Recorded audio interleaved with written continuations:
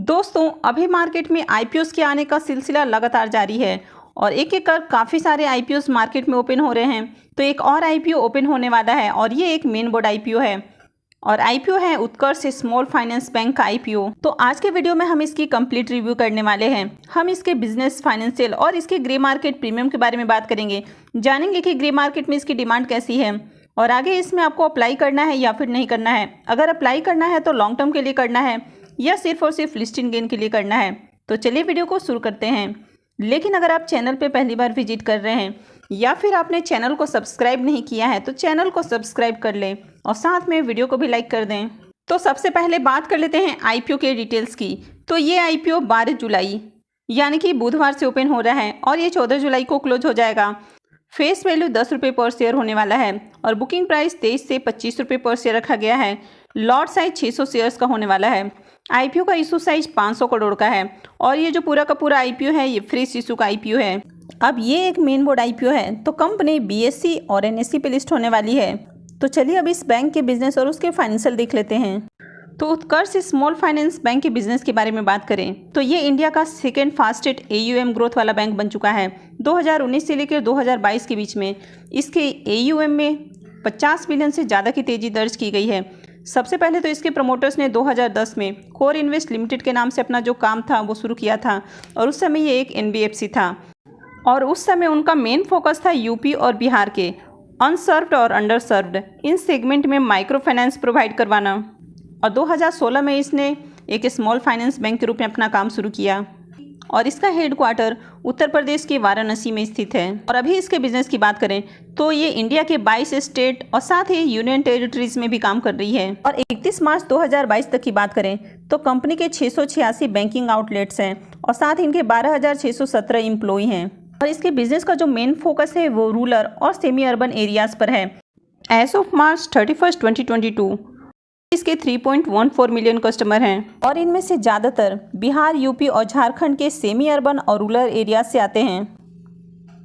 अब जैसे कि आपने बड़े बड़े बैंक्स वगैरह को देखा होगा कि उनका जो मेन ब्रांच होता है वो आपको ज़्यादातर अर्बन एरियाज़ में देखने को मिलता है। तो इसलिए सेमी अर्बन एरियाज़ और रूरल एरियाज़ में ये जो छोटे छोटे बैंक है वहाँ पर काम करते हैं। तो जिस तरह के बाकी के बैंकों में आपको सुविधा देखने को मिलती है तो उसी तरह आपको स्मॉल फाइनेंस बैंक में भी सारी सुविधाएँ देखने को मिलती है। और ये बैंक भी हर तरह के लोन की सुविधा प्रोवाइड करवाते हैं, लेकिन इनका जो लिमिट होता है वो बड़े बैंकों की अपेक्षा कम होता है। तो इनका जो लिमिट होता है वो 50 करोड़ तक का है, जबकि जो बड़े बैंक होते हैं वे आपको हजारों करोड़ के लोन दे सकते हैं। अब इसके फाइनेंशियल की बात करें तो यहाँ पर फाइनेंशियल 19 से लेकर फाइनेंशियल 22 तक का हमें फाइनेंशियल देखने को मिल जाता है। तो एसेट की बात करें तो इसके एसेट में ईयर ऑन ईयर हमें ग्रोथ देखने को मिल रही है। रेवेन्यू भी इसके ईयर ऑन ईयर हमें बढ़ते हुए देखने को मिल रहे हैं। अब इसके प्रॉफिट की बात करें तो फाइनेंशियल 19 में इसका जो प्रॉफिट था वो 186 करोड़ देखने को मिल रहा था, जो कि फाइनेंशियल 20 में घट के 111 करोड़ हो गया और फाइनेंशियल 21 में ये और कम हो के 61 करोड़ हमें देखने को मिल रहा है। लेकिन अगर करेंट फाइनेंशियल की बात करें तो फाइनेंशियल 22 में कंपनी के प्रॉफिट में हमें बहुत ही ज़्यादा ग्रोथ देखने को मिल रही है और इसका प्रॉफिट बढ़ के 404 करोड़ देखने को मिल रहा है। वहीं अगर नेटवर्थ की बात करें तो यहाँ भी हमें ईयर ऑन ईयर ग्रोथ देखने को मिल रही है, साथ ही इसके जो रिजर्व है वो भी हमें बढ़ते हुए देखने को मिल रहे हैं। अब अगर इसके बोरोइंग्स की बात करें तो फाइनेंशियल 19 में जहाँ इसके ऊपर 2675 करोड़ का हमें डेट देखने को मिल रहा है वो अभी घट के 2349 करोड़ हो गया है। अब बैंक के ऊपर अगर डेट बढ़ता है तो ये अच्छी बात होती है, लेकिन यहाँ पर आपको कम होते हुए देखने को मिल रहे हैं। तो जितना ज़्यादा लोग बैंक के पास एफडी, आरडी या अलग अलग तरह के इन्वेस्टमेंट करते हैं तो बैंक के एसेट में ग्रोथ होती है, लेकिन साथ ही उनकी जो देनदारी होती है वो भी बढ़ता है। लेकिन यहाँ पर आपको इसके जो बोरोइंग्स है वो घटते हुए देखने को मिल रहे हैं। तो ये एक थोड़ा सा नेगेटिव पॉइंट हो जाता है कि इसकी जो बोरोइंग्स है वो घटते हुए हमें देखने को मिल रहे हैं। तो अगर इसके ओवरऑल फाइनेंशियल की बात करें तो इसके फाइनेंशियल हमें अच्छे देखने को मिल रहे हैं। इसके एसेट, रेवेन्यू, नेटवर्थ और रिजर्व में हमें तेजी देखने को मिल रही है। प्रॉफिट की बात करें तो इसके जो प्रॉफिट है उसमें भी हमें तेजी देखने को मिल रही है। हालांकि बीच में 2 साल इसके जो प्रॉफिट हैं वो थोड़े से हमें कम देखने को मिल रहे हैं।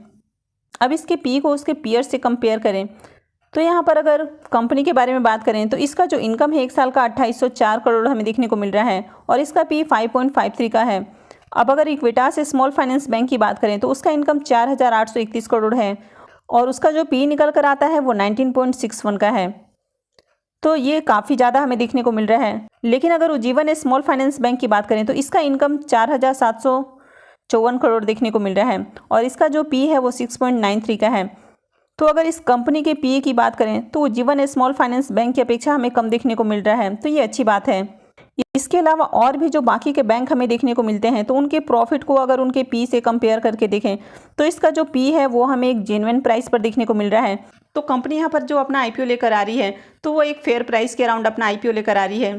तो अगर किसी भी कंपनी का पी हमें सस्ता देखने को मिलता है तो उसमें आगे ग्रोथ की अच्छी अपॉर्चुनिटी रहती है।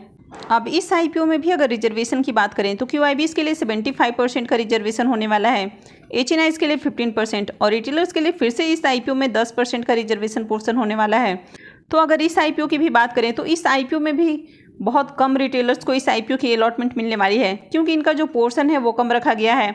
अब जैसे कि हमने देखा कि आइडिया फोर्ज और साइन डीएलएम उन दोनों में 10% का ही रिटेलर्स के लिए पोर्शन था, तो इसमें भी 10% का ही पोर्शन होने वाला है। आईपीओ के टाइम टेबल की बात करें तो आईपीओ 12 जुलाई यानी कि वेडनेसडे से ओपन हो रहा है और ये 14 जुलाई को क्लोज हो जाएगा। आईपीओ का अलॉटमेंट 19 जुलाई को होने वाला है। रिफंड डेट 20 जुलाई होगा, क्रेडिट डेट 21 जुलाई रहेगा और लिस्टिंग 24 जुलाई को होने वाली है। अगर इस आईपीओ में लॉट साइज की बात करें तो 600 शेयर्स का एक लॉट होने वाला है। आप एक लॉट के लिए आईपीओ में अप्लाई करते हैं तो आपका इन्वेस्टमेंट अमाउंट 15,000 रुपये होने वाला है। चलिए अब ग्रे मार्केट प्रीमियम देख लेते हैं और फिर जानेंगे कि इसमें लॉन्ग टर्म के लिए अप्लाई करना है या सिर्फ और सिर्फ लिस्टिंग गेन के लिए अप्लाई करना है। अगर ग्रे मार्केट प्रीमियम की बात करें तो अभी इसका ग्रे मार्केट में प्रीमियम 14 रुपये पे ट्रेड कर रहा है और आईपीओ में लॉट साइज 600 शेयर्स का है। तो इसका मतलब है कि इस आईपीओ से 8,400 रुपये करीब प्रॉफिट मिल सकता है। तो इस आईपीओ से आपको 56% का लिस्टिंग गेन देखने को मिल सकता है।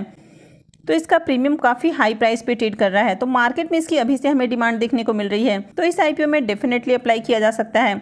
अब अगर लॉन्ग टर्म इन्वेस्टमेंट की बात करें तो लॉन्ग टर्म के लिए भी इस आईपीओ में अप्लाई किया जा सकता है, क्योंकि इसमें आपको ग्रोथ देखने को मिल जाएगी, लेकिन उम्मीद से ज़्यादा कुछ ग्रोथ देखने को नहीं मिलने वाली है, क्योंकि ऑलरेडी काफ़ी सारे स्मॉल बैंक मार्केट में लिस्टेड हैं।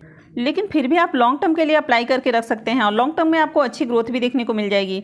तो चलिए बात कर लेते हैं लिस्टिंग गेन की। अगर लिस्टिंग गेन की बात करें तो अभी से इसकी मार्केट में हमें डिमांड देखने को मिल रही है और जो रिटेलर्स के लिए पोर्शन है वो भी मात्र 10% रखा गया है। तो अगर आप इस आईपीओ में अप्लाई करते हैं तो आपको इससे अच्छे लिस्टिंग गेन मिलने की भी उम्मीद है और जो रिटेलर्स के लिए पोर्शन है वो भी मात्र 10% रखा गया है।